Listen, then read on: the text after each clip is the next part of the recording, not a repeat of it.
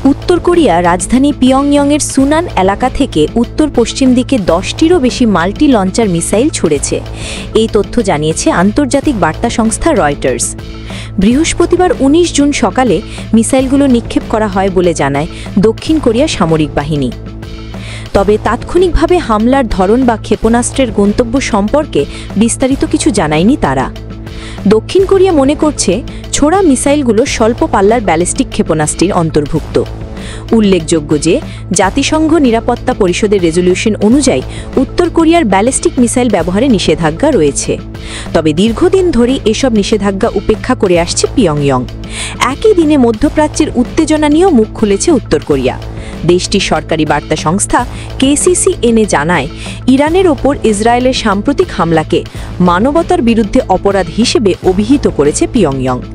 উত্তর কোরিয়ার পররাষ্ট্র মন্ত্রণালয় এক বিবৃতিতে জানায়, ইসরায়েলের এমন আগ্রাসন ইরানের সার্বভৌমত্বের সরাসরি লঙ্ঘন এবং এটি আন্তর্জাতিক আইন ও মানবাধিকারের পরিপন্থী। এই বিষয়ে সরকারি এক ভাষণে উত্তর কোরিয়ার সর্বোচ্চ নেতা কিম জং উন বলেন, এই যুদ্ধে ইরান একা নয়, আমাদের সেনাবাহিনীকে সর্বোচ্চ সতর্কতায় রাখা হয়েছে। কঠিন সময়ের বন্ধুদের আমরা কখনো ছেড়ে যাই না, আমরা ইরানের পাশে আছি। মার্কিন আগ্রাসন ও চাপে আমরা অভ্যস্ত এবং এবারেও আমরা আমাদের মিত্রদের রক্ষা করব।